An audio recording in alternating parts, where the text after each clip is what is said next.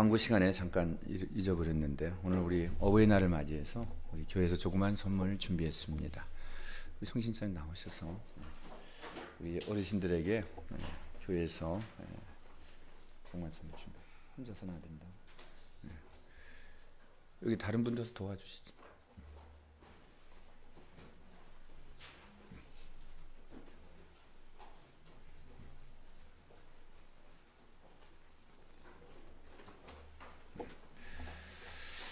우리 어르신들에게 한번 우리 부모님들에게 우리가 박수하겠습니다. 할렐루야.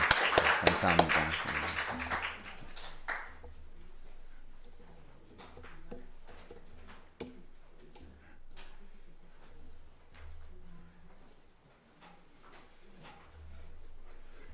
조용히 돌려주세요. 예.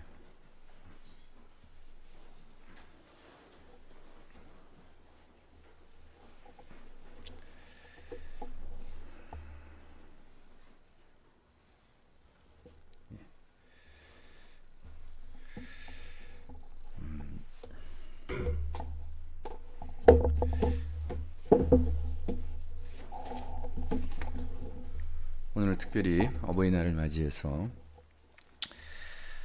부모님을 공경하라라고 하는 제목으로 말씀 나눌 때 제가 여러분에게 다시 한번 부모님 공경하는 의미는 무엇인가, 그리고 부모님 공경할 때 어떤 일이 일어나는가 말씀 나눌 때 저 여러분에게 큰 은혜가 있고 또 새로운 깨달음이 있어지기를 간절히 기도합니다. 오늘 우리가 에베소 6장 1절부터 3절까지의 말씀 읽었습니다. 특별히 2절 말씀에 내 아버지와 어머니를 공경하라, 이것은 약속 있는 첫 계명이다라고 말씀하고 있습니다. 먼저 우리가 생각할 것은 공경하라고 할 때 공경이라고 하는 뜻은 무슨 뜻인가를 한번 먼저 생각해보자 합니다. 굉장히 어려운 말이에요. 공경하라고 할 때 대충은 알지만 정확한 뜻은 무엇인지 한번 생각해 보고자 합니다. 이 공경이라고 하는 말은 카바드라고 하는 말에서 히브리어에서 나왔습니다. 이 말은 무겁다라고 하는 뜻입니다. 공경하다라고 하는 말은 무겁다라고 하는 말에서 나왔어요. 그래서 왜 무겁다 하는 말을 공경이란 말하고 무겁다는 말하고 어떻게 연관이 될까 우리가 생각해 볼 수가 있겠죠. 이 말씀을 더 잘 이해하기 위해서 제가 신명기 27장 16절에 있는 말씀이 있습니다. 여기에 보면은 부모를 경홀히 여기는 자는 저주를 받을 것이다 이렇게 되어 있습니다. 따라서 한번 해봅시다. 부모를 경홀히 여기는 자는 저주를 받을 것이라. 부모를 여기서 경홀히 여긴다라고 할 때 경홀이라고 하는 말은 아까 공경한다라는 말과 반대되는 말입니다. 경홀히 여기다, 공경하다는 말이 같은 성경의 부모님에 대한 말씀에 완전히 대조되는 두 가지 말입니다. 하나는 경홀히 여긴다, 하나는 공경한답니다. 공경하다는 말의 뜻은 무겁게 여긴다는 뜻이고 경홀히 여긴다는 것은 가볍게 여긴다는 뜻입니다. 이 두 말이 이렇게 대조가 되어 있습니다. 그래서 이 그림으로 제가 한번 표현을 해봤는데요. 예전에 우리 요엘 형제가 와서 깃털을 찾아가지고 제가 굉장히 당황했어요. 깃털을 어디서 갑자기 깃털을 찾아가지고 그때도 한번 설명을 했는데 이제 마음에 많이 와 닿습니다. 앞에 있는 것은 노란 건 뭐같이 보여요? 예, 맞습니다. 예, 금괴입니다. 골드바. 굉장히 영어를 잘 하시네요. 예, 누가 그러시는데 골드바. 예, 얼마 전에 제가 베트남에 갔을 적에 인천공항에 이 골드바가 쓰레기통에서 발견됐다 그랬습니다. 그래서 어느 목사님이 저보고 쓰레기통을 좀 잘 보세요 그랬더니 공항에 있었거든요. 왜 쓰레기통을 잘 보냐 그랬더니 무슨 폭발물이 있습니까 그랬더니 그게 아니고 여기 요새는 뭐 휴대폰으로 뉴스를 검색해서 볼 수 있는데 인천공항에 어떤 사람이 금괴를 버리고 갔답니다. 그래서 운반책이었나 봐요. 그래서 그 주인이 막 와서 찾겠다고 그래서 그 다음 소식은 잘 모르겠습니다만은 그 신문에 났었다고. 그런데 저런 게 이제 쓰레기통에 버려져 있는데 쓰레기통에 들어갈 물건이 아니죠. 왜 저 물건 골드바를 제가 금괴를 표현했냐면, 금은 굉장히 귀하잖아요. 당시에 예전에는, 요즘에 뭐 다이아몬드가 더 비쌉니다만은 이 고대사에는 금이 제일 귀한 광물입니다. 제일 비싼 것이에요. 왜 그러냐면은 금은 특별히 제일 밀도가 높아서 무거운 것입니다. 그래서 금같이 여긴다 그러잖아요. 왜 정금같이 되어서 나온다. 그것은 가장 귀한 것을 상징하는 것입니다. 그래서 금은 가장 귀한 것이에요. 그래서 금은 누구를 가리킬 때 금색을 금은 누구를 가리키냐면 우리의 왕을 가리키는 거죠. 그래서 왕은 귀하기 때문에 금과 왕은 연결이 되어 있습니다. 그래서 이 금은 무겁다는 것을 상징하는 것입니다. 그러니까 금은 카바드, 무겁다라는 뜻에서 귀하다 뜻입니다. 그런데 그 같은 말을, 무겁다라고 하는, 금에 사용되는 무겁다는 말을 부모님에게도 공경하라라고 할 때 똑같은 단어를 쓰고 있다는 거예요. 카바드, 무겁다. 그러니까 부모님을 무겁게, 부모님이 근수가 많이 나가셔서 그것은 아니겠죠. 부모님을 귀하게, 금이 귀하잖아요. 귀하게, 존귀하게, 그리고 품위 있게 부모님을 대접하라 하는 뜻입니다. 이제 여러분 부모님을 공경하라라고 할 때 공경의 뜻을 잘 이제 아셨을 줄로 믿습니다. 그런데 여기에 대비되는 말은 뭐라 그랬죠? 경홀히 여긴다는 뜻이죠. 그것은 카라라고 하는 뜻입니다. 앞에는 카바드라고 한다면 뒤에 깃털은 경홀하게 또 가볍게, 이 뜻은 카라라고 하는 뜻이에요. 그래서 카라는 이 깃털만 훅 불면 슉 날아가 버리죠. 그러니까 부모님을 가볍게 여기는 거죠. 부모님을 아주 대수롭지 않게, 부모님을 무겁게 여기지 아니하고 귀중하게 여기지 아니하고 부모님을 아주 가볍게 여기는 것을 신명기에는 뭐라고 했다고요? 경홀히 여긴다 그랬습니다. 경홀히 여기면 저주를 받는다라고 성경은 말씀하고 있습니다. 그럼 부모님을 무겁게 여기고 존귀하게 여기면은 어떻게 되겠죠? 복을 얻는 것입니다. 할렐루야. 굉장히 간단하죠? 그래서 여러분 복을 받으시려고 굉장히 애를 많이 쓰시는데 성경에 보면은 복 받는 길이 그렇게 어려운 길이 아닙니다. 그런데 우리가 그것을 모르는 경우도 있고 또 알아도 잘 믿지 않기 때문에 행하지를 않을 때가 많이 있어요. 오늘 부모님 어버이날을 맞이해서 이 공경의 개념을 잘 아셔서 부모님을 존귀하게 여길 수 있는 저와 여러분 되시기를 예수님의 이름으로 축복합니다. 근데 여러분 부모님을 공경하게 여기라고 할 때 우리 요즘에 아내를 성경에 뭐라고 얘기하죠? 남편들의 아내를 사랑하라 이렇게 얘기하죠. 남편들이 아내를 공경히 여겨라 그 말은 없습니다. 성경에. 그렇죠? 아내는 사랑하는 거죠. 아내는 사랑하라고 돼 있지 공경하라고는 돼 있지 않습니다. 이 공경이라고 하는 특별한 단어예요. 그래서 여러분 이 공경이라고 하는 카바드라고 하는 단어를 조금 더 한번 생각해 보면은 제가 발견한 것입니다. 이것이 일반적인 책에서는 어떻게 쓰는지 좀 모르겠어요. 그러나 제가 발견한 것은 카바드라고 하는 무겁다라는 뜻하고 하나님 때 영광을 올린다 그러잖아요. 우리가 하나님 때 영광을 돌린다 할 때 그 영광을 카보드라고 합니다. 카보드. 그래서 똑같은 어근을 갖고 있어요. 히브리 말로. 그러니까 하나님한테 영광을 돌린다 할 때 대단한 거 아닙니까? 그러니까 하나님을 정말 귀하게 여기고 존귀하게 여긴다는 뜻이잖아요. 하나님께 영광을 돌린다라고 하는 것은 내 영광이 아니고 하나님께 영광을 돌린다. 그런데 하나님께 영광을 돌린다라고 할 때 쓰는 단어가 카보드입니다. 굉장히 잘 알려진 말이죠. 저희도 잘 알고 있습니다. 카보드라고 하는 단어인데 공경하다라고 하는 카바드라고 하는 단어와 똑같은 어근을 또 자음을 가지고 있다라고 하는 것입니다. 그러니까 하나님께서 우리 부모를 공경히 여기라고 하는 것은 하나님을 우리가 공경하고 하나님을 영광을 올릴 때에 쓰는 같은 단어를 부모님을 공경하라라고 할 때도 그 단어를 쓰고 있다라고 하는 놀라운 사실입니다. 출애굽기에도 보면은 출애굽기 20장 12절에 우리가 에베소서 6장 오늘 1절, 2절, 3절 말씀을 읽었습니다마는 똑같은 말씀이 10계명 중에 제 5번째 계명으로 나와 있습니다.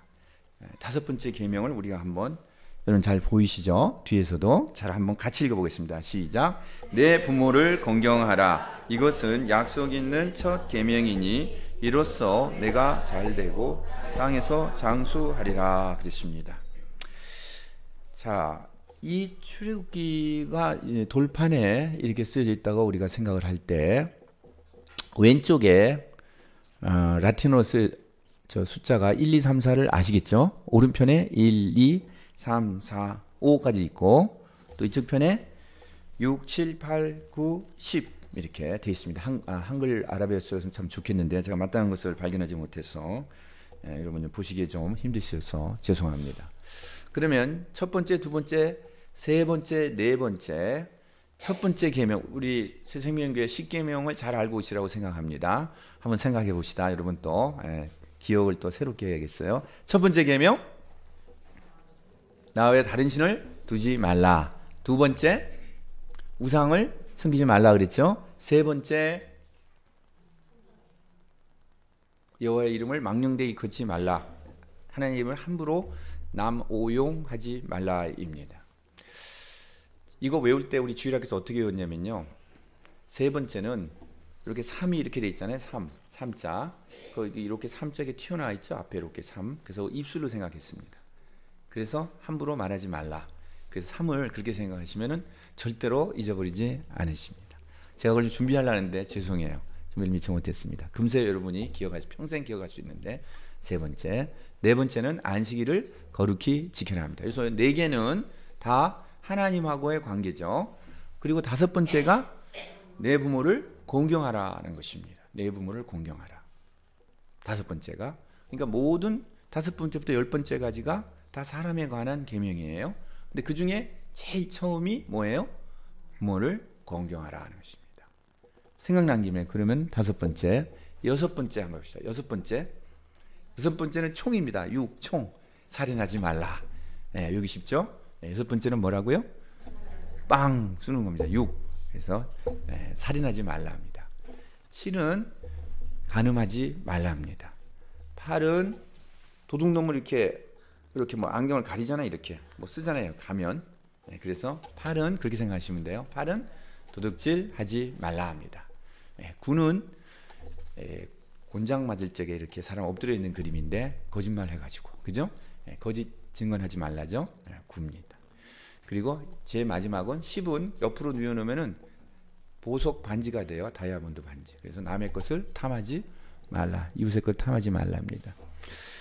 주일학교 같아서 한번 해봤습니다만은 6계명부터 10계명까지의 계명은 사람에 대한 계명인데 5계명부터 6가지의 계명 중에 제일 앞에 있는 게 뭐라고요? 부모님을 공경하라라고 하는 것입니다. 그러니까 하나님에 대한 계명과 사람에 대한 계명의 그 고리 역할을 하는 것이 또 뭐냐면 부모님을 공경하랍니다. 그러니까 이 부모님을 공경하라고 하는 이 계명은 모든 계명, 하나님과 사람에 관해 있어서 중간에 위치하고 있고, 이것이 모든 계명에 사람에 대해서 하는 모든 하나님이 명하신 그러한 계명 중에 베이스가 된다. 베이스. 그렇기 때문에 부모님을 공경하지 않는 사람은 다른 어떤 일을 다 잘한다고 할지라도 이것이 기본이 빠져 있는 것입니다. 그래서 이것은 굉장히 중요한 점이에요. 다른 게 아무리 우리가 참 추구하는 덕목이 굉장히 많잖아요. 여러 가지들이 있지 않습니까? 그런데 부모를 공경하는 이 부분이 빠져버리면은 이것은 다른 계명의 연결고리가 하나가, 기초가 없어진 것과 마찬가지다라고 하는 것입니다. 그래서 이 부모의 공경은 10계명의 위치를 볼 적에 5번째 계명으로 굉장히 중요한 기본이 되고 기초가 되는, 베이스가 되는 계명이다라고 하는 것입니다. 그래서 이 계명을 레위기에도 말하고 있습니다. 레위기 19장 2절에서 3절도 말하고 있는데요. 레위기 19장 2절이 레위기에 나와 있는 모든 하나님의 말씀의 키 센텐스입니다. 제일 중요한 센텐스가 19장 2절이에요. 그것이 뭐냐면 이게 보이십니까 여러분?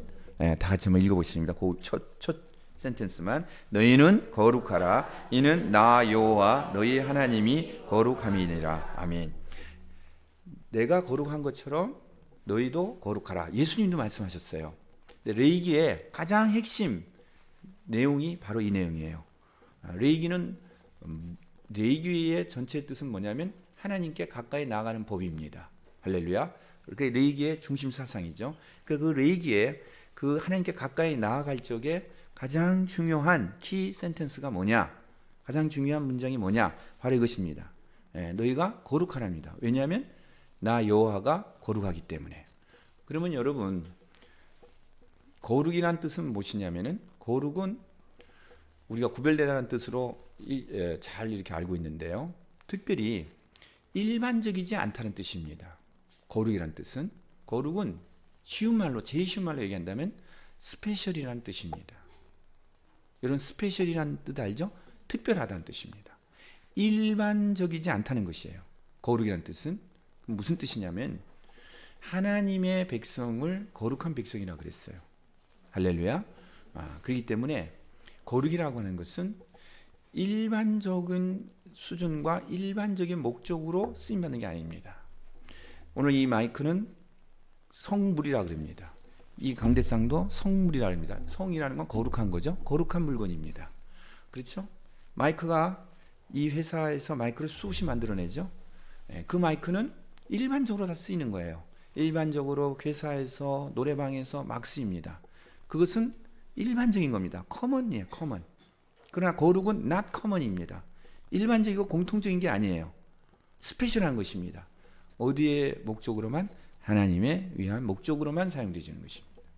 할렐루야. 그것이 무슨 뜻이라고요? 거룩이라고 하는 뜻입니다. 특별한 거. 그러니까 여러분도, 그러니까 내가 거룩한 것처럼 너희도 거룩하라. 다시 한번 그 뜻을 생각한다면, 여러분은 일반 세상 사람들이 생각하는 가치관, 인생관, 세계관 또는 풍습, 이것을 쫓아가는 것이 아니라는 거예요. 여러분은 특별한 존재라는 것입니다. 이것이 제사장 나라요, 너희가 거룩한 백성이다라고 하나님께서 이스라엘 백성에게 정체성을 주실 적에 그렇게 말씀하셨어요. 또 우리도, 예수님 믿은 우리도 베드로전서 2장 9절 말씀을 통해서 너희는 왕같은 제사장이요 거룩한 나라라고 그랬습니다. 나라, 거룩한, 계속해서 말씀하고 있어요. 거룩한 백성, 거룩한 나라, 다 같은 말입니다. 거룩한 나라, 거룩한 백성은 무엇을 의미한다고요? 세상의 기준, 세상의 풍속, 세상의 관습, 세상 사람들이 생각하는 생각대로 살아가는 것이 아니다라고 하는 것입니다. 특별하다고 하는 것입니다. 무슨 점에서 특별해요? 머리가 똑똑해서요? 또 인성이 좋아서요? 아닙니다. 어떤 점에서 특별한 겁니까? 하나님의 말씀을 따라 사는 데 있어서 다르다는 거예요. 달라야 됩니다. 저와 여러분 달라야 되는 줄로 믿으시기 바랍니다. 저와 여러분이 다르지 않기 때문에, 세상 사람과 똑같기 때문에 교회가 빛을 발하지 못하는 것입니다. 그 뜻이 내가 거룩한 것처럼 너희도 거룩하라라고 하는 뜻입니다. 그런데 그 레위기의 중심 사상에 제일 처음 나오는 말이 뭐냐? 나는 거룩하니까 너도 거룩하라라고 해놓고 제일 처음 나오는 말이 뭐냐? 부모님을 경외하라는 것입니다. 여기 경외하라는 것은 두렵고 떤다는 말은 아니에요. 존경하는 뜻입니다. 공경이라고 같은 의미로 쓰여져 있습니다. 안식일을, 너희 각 사람은 부모를 경외하고 너희 안식일을 지키라라고 말하고 있어요. 안식일 지키는 것보다도 더 먼저 부모를 경외하라는 말을 하고 있어요. 여러분이 이 19장을 읽어보면은 2절, 3절 이하를 읽어보면은 계속해서 뭐에 대해서 얘기하고 있냐면 사람의 관계에 대해서 얘기하고 있습니다. 형제에 대한 관계, 이웃에 대한 관계, 사람에 대한 관계에서 쭉 얘기하고 있어요. 그 관계를 쭉 얘기하면서 제일 그 앞에 모토가 되는 것은 거룩한 삶을 살아야 된다. 그렇게 얘기했는데, 그러니까 세상 사람과는 다른 구별된 삶을 살아야 된다고 했는데, 거기에 제일 처음에 레위기 19장에 강조하는 것은 뭐라고요? 너희 부모를 경외하라 하는 것입니다. 그러니까 레위기 전체를 보더라도 부모 경외하는 것이 인간에 있는 모든 하나님께서 요구하는 지침 중에 제일 먼저가 뭐냐면 부모님을 경외하라. 십계명 중에서도 인간의 계명 중에, 인간을 향한 계명 중에서 가장 중요한 기초가 되는 계명이 부모님을 공경하라. 성경 동등합니다. 오늘 이런 점에서 다시 한번 부모님을 공경한다라고 하는 의미를 우리가 한번 다시 생각해 보는데요. 특별히 부모님이 건강하시고 돈도 잘 버시고 힘이 있고 사회적 위치가 있고 그럴 적에는 자녀들이 부모를 공경하는 것 같이 보입니다. 그런데 문제는 부모님이 연로해지시고 눈이 잘 안 보이시고 말을 좀 이상하게 하시고 식사를 잘 하지 못하시고 경제권도 없어지시고 이렇게 되실 적의 문제입니다. 이렇게 될 때 그 자식이 부모를 공경하는가 안 하는가 그때 분명하게 잘 나타납니다. 끝까지 봐야 돼요. 부모가 나에게 유산 줄 게 많았을 적에는 자주 찾아뵙고 잘해드리고 부모가 이제 줄 거 다 주면은 이제 무시한다면 이거 공경하는 것이 아니죠. 그럼 요즘의 세태는 어떻습니까? 그래서 요즘에 부모님들은 재산을 다 주면 절대로 안 된다라고 이렇게 얘기하고 있는 세태입니다. 그렇죠? 공시가 되어 있습니다. 그렇게 되면 바보다. 그러면 자녀가 절대로 잘 찾아오지 않는다. 힘을 잃어버린다. 제 자녀가 뭐라 그러냐면은 며칠 전에 어버이날이 됐어요. 그래서 저한테 현금을 줬습니다. 부모님 선물이라고 현금을 줬어요. 많지는 않습니다. 너무 또 기대하지. 네, 현금을 받았습니다. 제가. 그래서 무슨 말을 했냐면 지금 다니고 있는 회사에서 직장에서 현금 주면 안 된대요. 또 부모님한테 한 번 현금을 주면 계속해서 현금을 기대한다는 거예요. 야, 그래서 참 여기 살벌한 시대다. 근데 왜 나한테는 현금을 주냐? 모르겠어요. 양이 적어서 현금을 줬는지 모르겠습니다만은 현금을 주기 시작하면 부모님은 계속 현금을 바란다는 거예요. 자, 보세요. 자녀는 현금을 계속 주면 안 된다. 세상 사람들의 논리입니다. 그죠? 또 세상의 논리는 뭐죠? 부모는 또 재산을 다 물려주면 안 된다. 죽기 전에 조금만 줘야지. 다 주면은 안 된다. 이게 세상의 논리입니다. 이것은 부모를 공경한다. 또 우리가 자녀를 사랑한다는 그 하나님의 논리하고는 맞지가 않습니다. 근데 이 두 가지를 다 충족하려면 어떻게 해야 되겠죠? 자녀도 그렇고 부모도 그렇고 하나님의 말씀을 따라 산다면 이런 말들이 나오지를 않게 될 것입니다. 이것은 서로에게 참으로 비극인 것입니다. 신뢰를 하지 않는다는 거 아니에요? 서로 신뢰를 하지 않는다는 것입니다. 무너지는 것입니다. 서로의 신뢰관계가 무너지는 시대에 우리가 살고 있습니다. 진정한 공경은 우리 생각할 적에 돈을 많이 들이고 좋은 집에 모시고 좋은 음식을 공급하는 것, 물론 굉장히 중요하죠. 근데 여러분, 더 중요한 것은 가난한 집에 모시고 산다고 하더라도 공경할 수가 있습니다. 그것은 공경하는 자세에 있습니다. 공경하는 뭐에 있다고요? 자세에 있습니다. 예를 들어서 어머니에게 좋은 음식을 대접합니다. 아주 비싼 좋은 음식, 맛있는 음식을 대접합니다. 그래서 어머님이 또 아버님이 맛있게 드십니다. 아, 너무 맛있다 하고 좋으시겠죠? 맛있는 음식을 드셔서 맛있는 음식 드시는데 부모님이 이렇게 묻습니다. 얘야, 이거 너무 맛있네. 너무 맛있어. 근데 이거 어디서 갖고 왔지? 어디서 났지? 어디서 사왔니? 뭐 이렇게 묻습니다, 자꾸. 근데 바쁘잖아요. 그러니까 뭐라고 대답합니까? 아유, 뭘 이렇게 꼬치꼬치 물으세요. 그냥 주신 거, 그냥 맛있게만 드세요. 그러죠? 이거는 공경이 아닙니다. 이거는 경홀히 여기는 겁니다. 잘 생각하세요, 여러분. 제가 지금 경홀히 여긴다? 지금 공경한다는 여러분에게 복이 지금 임하냐 안 임하냐를, 복이 임하느냐 저주를 임하냐가 하나님의 말씀에 따라서 여러분 움직이는 거예요. 우선 넘길 것이 아닙니다. 여러분이 부모님을 잘 대접한다고 하면서 여러분의 마음에서 나오는 진정한 공경이 없다면 여러분은 뭐가 거기에 임한다고요? 성경에 뭐라고 되어 있다고요? 경홀히 여기면 신명기 27장 16절 말씀. 부모를 경홀히 여기는 자는 저주를 받을 것이다 라고 되어 있습니다. 그러니까 내가 왜 자꾸 이렇게 힘든가 여러 가지 여러분이 생각할 수 있죠. 그 중에 큰 이유 중에 하나 여기에 속할 수 있습니다. 잘 생각해 보세요. 내가 마음으로 내 자세, 부모님을 모시고 부모님을 생각하는 자세가 정말 금과 같이 귀하게 존귀하게 그리고 부모님의 품위를 잃지 않도록 이렇게 내가 대접해 드리고 내가 모시고 있는가. 여러분에게는 하나님이 참으로 크신 복을 하나님 허락하실 것입니다. 하나님은 굉장히 기뻐하실 것입니다. 그래서 성경에는 약속 있는 첫 계명이다라고 말씀하고 있어요. 출애굽기에도 우리 20장에 뭐라고 했어요? 약속 있는 부모를 공경하는 것은 약속 있는 첫 계명이라고 그랬고 에베소 6장에도 약속 있는 첫 계명이라고 했습니다. 근데 그 약속이 무슨 약속이라고 그랬죠? 출애굽기에는 이 땅에서 네가 네 생명이 길리라 장수하리라는 말만 했어요. 그런데 에베소서 6장 2절에는 뭐가 또 더 들어갔죠? 잘 된다는 말이 들어갔습니다. 우리 서생명교회 식구들 성경을 아주 예리하게 보시네요. 네, 할렐루야 감사합니다. 그죠? 에베소에는 사도 바울 선생님이 잘 된다는 말이 첨가가 돼 있어요.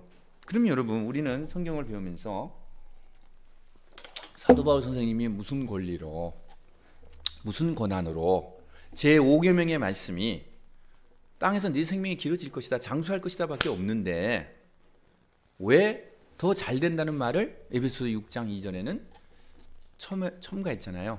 하나님의 말씀을 더하면 됩니까 안 됩니까? 안 되죠. 생각을 해봐야 되는 거지. 그죠? 그래서 그런 생각을 해봤어요.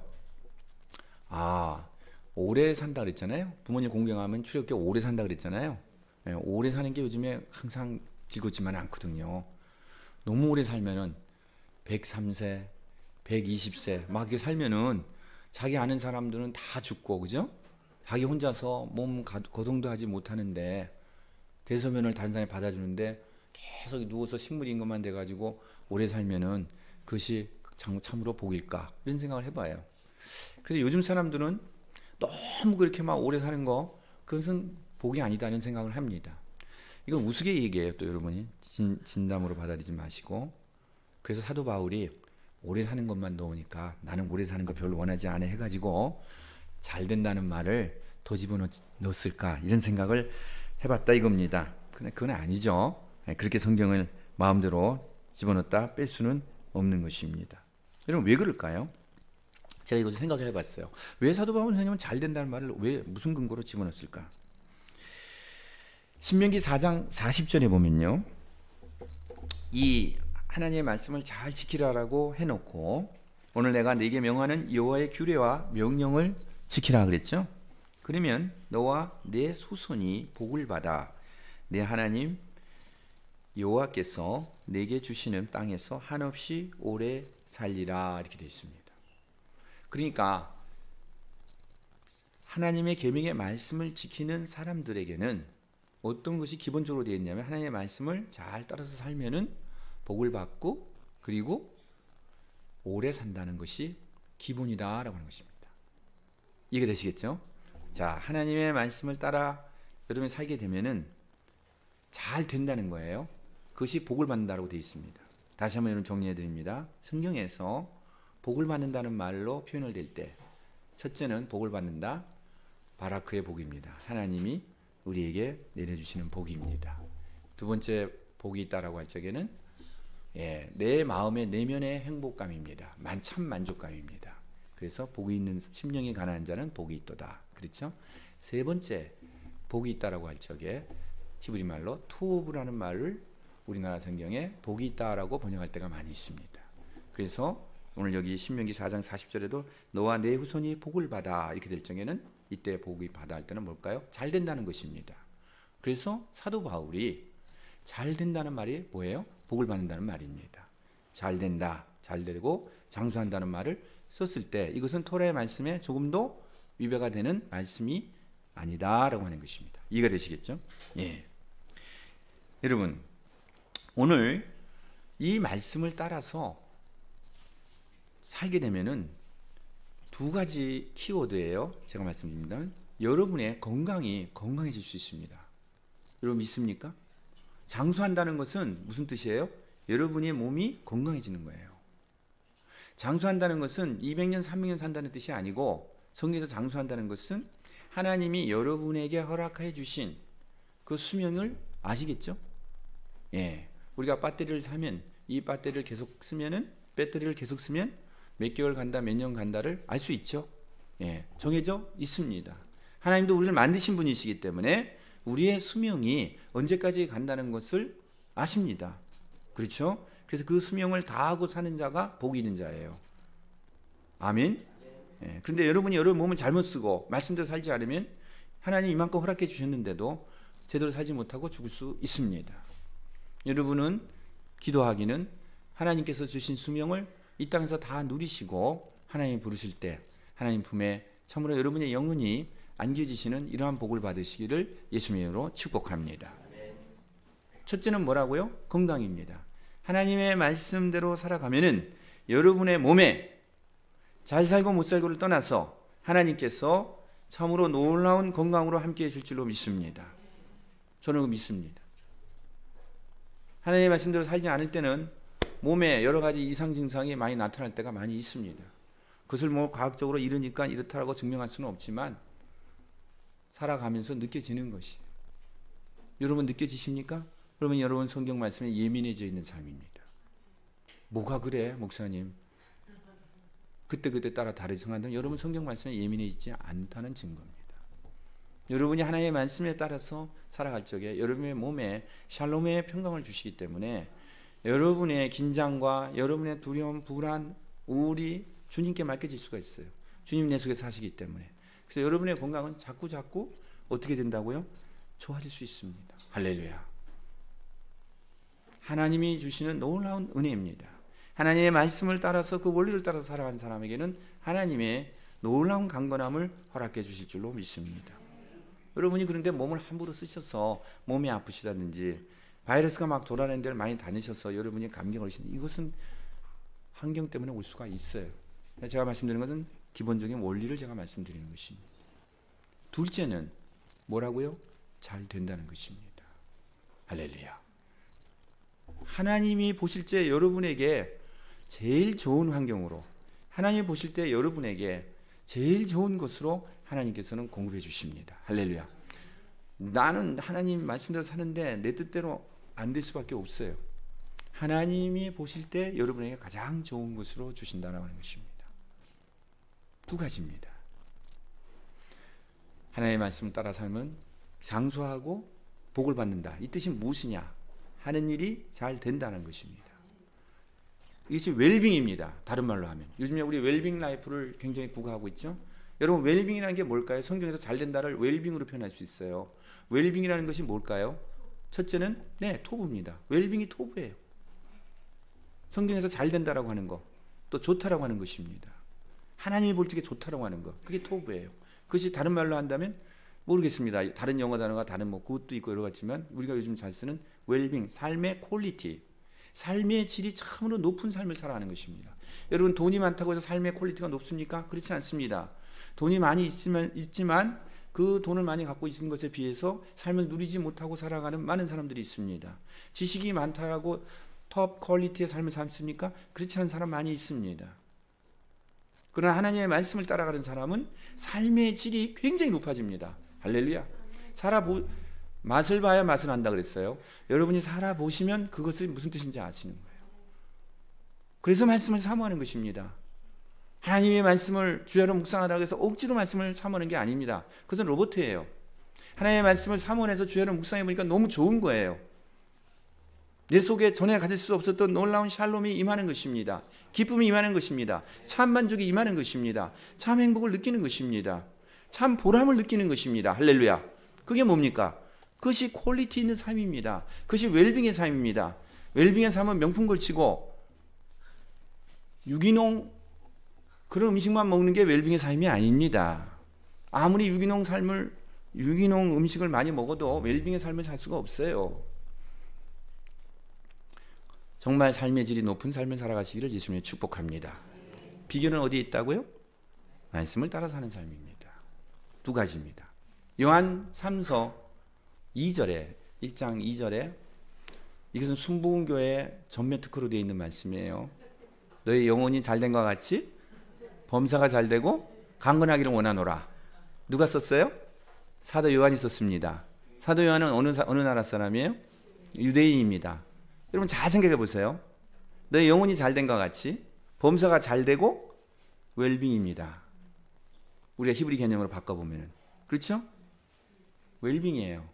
그리고 강건하기를 원하노라. 그죠? 뭡니까? 장수하기를 원하노라. 두 가지가 들어가 있는 거예요. 너희들이 그렇게 되기를 원한다라고 요한 3서에 사도 요한이 그렇게 간절하게 기도하는데 그게 어디에 근거한 겁니까? 하나님의 말씀대로 살아가면은 너희가 강건해지고 할렐루야. 그리고 너희가 하는 일이 잘 된다는 아주 간단한 원리입니다. 사실은 외울 필요도 없어요. 왜요? 구약에서 이미 다 상식적으로 되어 있는 말씀입니다. 새로운 것이 아닙니다. 신약은 새로운 것이 아닙니다. 구약에 있는 것이 완성될 뿐입니다. 할렐루야. 오늘 이 토부 우리 웰빙에 대해서 제가 말씀을 드렸습니다. 그러므로 우리는 자녀된 우리들은 부모님을 공경할 때 하나님이 부모님을 통해서 부모님의 손을 통해서 우리에게 복을 주시는 것이 하나님의 복을 주시는 또 하나의 원리인 것입니다. 부모님을 통해서 주세요. 부모님 공경하라고. 하나님은 누구를 통해서 복을 주신다고요? 부모님을 통해서. 하나님은 부모님을 통해서 복을 주십니다. 이것이 부모님의 축복권입니다. 할렐루야. 부모님의 뭐라고요? 축복권입니다. 그러므로 자녀들은 부모님이 자기를 위해서 축복해 주도록 잘 공경해야 돼요. 그런데 부모님 기쁘시게 안 해도 축복을 해 주시죠. 예를 들어 저희 자녀가 제 마음에 안 듭니다. 뭐라고 했는데 자꾸 삐딱하게 가고 그래요. 그래도 저한테 만나서 아버지 저를 축복해 주세요. 그러면 제가 기분 나쁘다고 축복 안 해줄까요? 그렇지 않죠. 그래도 기도해 줍니다. 근데 여러분 느끼실 거예요. 저도 많이 느낍니다. 제가 자녀를 위해서 축복 기도를 해줘요. 기도해 주는데 이 자녀가 정말 제 마음을 기쁘게 하고 정말 하나님 기쁘게 해서 제 마음을 기쁘게 하고 그럴 적에는요. 기도가 절로 나옵니다. 입이 저절로 열려져요. 그냥 축복이 막 쏟아지는 거예요. 저도 모르게. 그러니까 이건 누가 축복하는 겁니까? 하나님이 축복하는 거죠. 제가 제 생각으로 해서만 축복한다면 이건 제 입에서 나온 것에 불과하지만 하나님이 저를 통해서 막 부으신 걸 느낀다니까요. 어떨 때요? 부모가 자녀가 부모를 기쁘게 할 때. 여러분도 마찬가지죠. 여러분도 해보세요. 정말 자녀가 부모인 나를 참으로 기쁘게 할 때, 정말 말씀을 따라 삶으로 기특할 때, 그때 드리는 축복하는 기도와 그냥 일반적으로 여러분이 축복하는 기도 다릅니다. 네. 하나님의 말씀대로 살아가면은 하나님 정말 축복하신다는 것을, 근데 특별히 누구를 통해서? 부모를 통해서입니다. 그래서 여러분 보세요. 성경에 모델이지 않습니까? 아브라함이 누구를 축복합니까? 이삭을 축복하잖아요. 아멘. 네, 이삭이 야곱을 축복하고, 할렐루야. 야곱이 죽을 때 침상머리에 앉아서 누구를 축복해요? 12아들을. 여러분, 야곱이 힘이 있습니까? 눈이 어두워서 아무것도 안 보입니다. 야곱이 돈이 있습니까? 야곱이 뭐가 있어요? 이제 다 늙었어. 다 이제 곧 죽게 될 사람입니다. 그런데도 뭘 해줍니까? 마지막으로 축복해 주는 것입니다. 할렐루야. 여러분, 부모님이 아무리 못나고, 부모님이 아무리 한심하고, 부모님이 아무리 자랑할 것이 없다고 하더라도 여러분, 그 부모님을 통해서 복이 내려온다는 것입니다. 아멘. 좀 믿으시기 바랍니다. 성경에 써 있는 진리의 말씀입니다. 근데 우리는 이것을 가볍게 여겨요. 부모님 말 한마디를 또 하고 반복하고, 예? 나한테는 그냥 부담만 되고, 그죠? 이렇게 되면은 가정에 복이 임하지는 않습니다. 부모님을 통해서 오는 복이 끊겨지게 됩니다. 특별히 여러분, 우리나라에는 이 아버지가 상당히 문제예요. 아버지가 굉장히 문제입니다. 다 그러지는 않지만 특별히 유교 사회 속에 우리가 있었기 때문에 아버지와 아들 사이에 문제가 상당히 심각해요. 그래서 뭐 이렇게 몸에 손 얹고 이런 거 잘 못해요. 허그도 잘 못합니다. 요즘은 좀 덜해지고 있습니다만.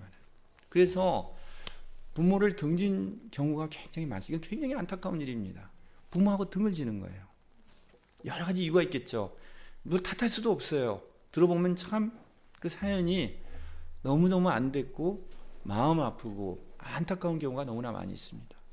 근데 여러분, 그렇다고 하더라도 등지게 되면은 하나님은 부모님으로부터 내려오는 축복을 문이 닫혀지게 된다고 하는 것입니다.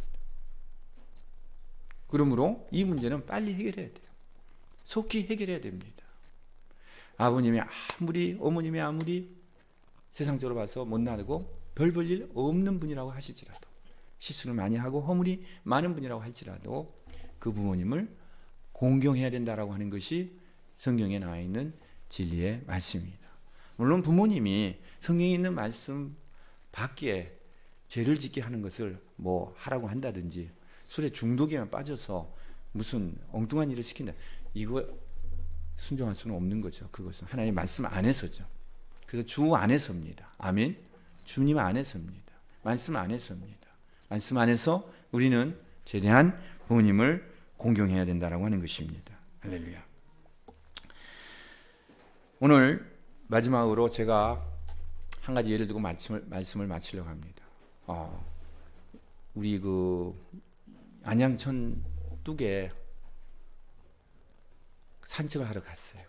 산책을 갔는데 어떤 나이 드신 한 분이, 그렇게 나이는 많이 안 드셨는데 저보다 좀 젊더라고요. 중년인 분이 어머니를 휠체어를 타고 이렇게 이제 가시는 거예요. 가는데 휠체어 좀 가다가 휠체어를 멈추고 그 어머니를 이렇게 세워요. 잘 일어나지 못하세요. 어머니는 백발 노인이시죠. 잘 일어나지도 못하니까 이렇게 세워가지고 같이 한 5m 정도, 10m 정도를, 얼마나 이 걸음을 잘 못 걸으시니까 시간이 걸리겠어요.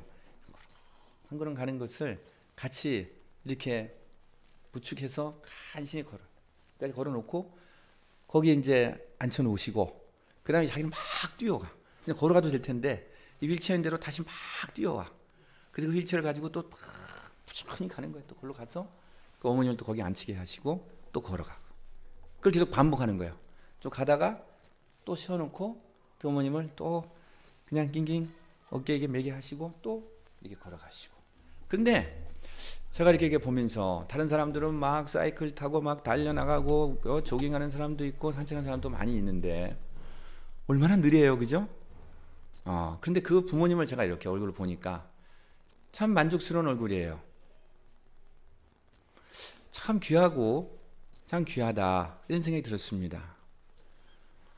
아직도 우리나라 사회에는 저렇게 부모님을 귀하게 여기는 분이 있구나. 여러분, 정말 여러분에게 지금 금괴가 지금 여러분에게 주어졌다고 생각해 보세요. 얼마나 귀하게 여기겠습니까? 이거 떨어질까? 그죠? 이거 누가 훔쳐갈까? 얼마나 귀하게 여기겠습니까? 근데 하나님은 부모님을 그렇게 공경하게 여기려는 거예요. 주여, 정말 우리 인간의 힘으로 되겠습니까? 우리 인간의 본성과는 거슬리는 것입니다. 우리 본성과는 안 맞아요. 이 부분이 잘 안 된다는 것은 내가 하나님 마음과 많이 떨어져 있구나, 멀어져 있구나. 이것이 우리의 얼굴을 성경의 말씀의 거울에 비춰본 우리의 얼굴입니다. 어버이의 날 맞이해서 부모님 공경을 하는데 내 마음과 내 뜻대로 잘 안 됩니다. 또 환경도 그렇게 넉넉지 않습니다. 하나님께서 정말 도와주지 않으면 부모님 공경하는 문제 어렵습니다. 1년에 한 번 어버이 주일날 한 번 생각하고 또 잊어버리기가 쉽습니다. 그러나 오늘 이 일을 통해서 하나님과 우리 가정이 연결된다라고 하는 오늘 여러분 이 믿음을 꼭 가지시고, 내 힘으로는 안 되지만 내 속에 살아계신 그리스도를 의지해서 진정한 부모님을 공경할 수 있는 그런 귀한 삶을, 복된 삶을 살아가시기를 예수님의 이름으로 축복합니다. 기도하겠습니다.